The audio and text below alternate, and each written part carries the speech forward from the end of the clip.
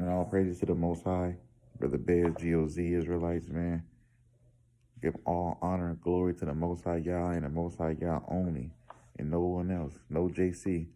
Right, I'm going to dive into, I just want to talk about Jephthah and his vow right quick and show that his vow was foolish, right?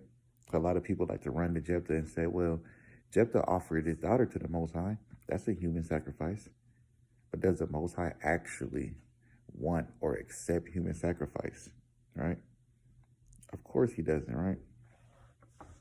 So Jephthah offered, he went to war with the Ammonites. Instead of trusting the Most High, what he did was made a vow to the Most High, a voluntary vow, and said, whatever walked through my door, I'm going to offer it up.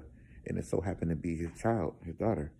It could have been a dog, a cat, a lion, a bear, anything that's not acceptable to the Most High as an offering on his altar, right? Because a burnt offering, has to be offered on the altar at the door of the tabernacle. It has to be.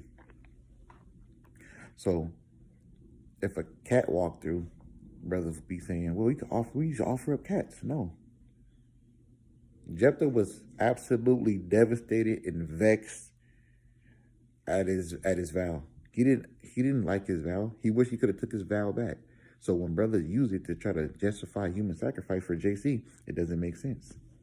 The Most High never accepts human sacrifice, right? You can read that in Deuteronomy 12, 30 on down. You can read that in Jeremiah 7, 30 and 31, where it says the Most High never commanded us to give a human sacrifice. It never came into his mind, right? It never came into his mind, right? So when Jephthah gave that free will offering or that voluntary offering, you can read about that in Leviticus 1, Leviticus chapter 1, verse 1 through 3. You can read that in Leviticus 7 and 16. And you can read that in Leviticus 22 and 18 to 19, where it has to be an animal. It has to be sacrificed at the altar, at the door of the tabernacle, and it has to be eaten, right? Then we know that the offering wasn't on the altar, and the offering wasn't eaten, nor was the offering the animal, nor was the offering accepted by the Most High. It just wasn't that. Human sacrifice has never came into the Most High's mind. Jeremiah 7, 30 and 31, Jeremiah 19, 45, Jeremiah 32 and 35. He says it's never came into his mind, ever, right?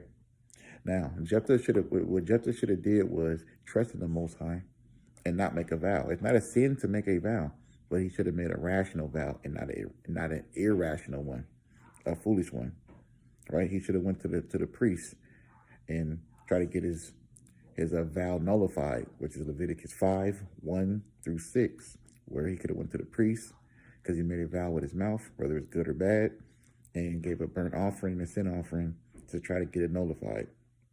But according to the law, if you make a vow with your mouth, the Most High can make you stand on it.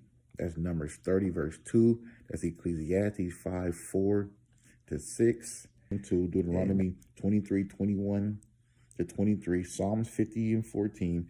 And Proverbs 29 and 20 says, don't be hasty with your words, you know? Don't make foolish vows, because the Most High will make you stand on it if you choose to. Right? So going to Jephthah to prove that the Most High accepted human sacrifice when he says he doesn't accept the bloodshed of innocent, like Proverbs 6, 16 down.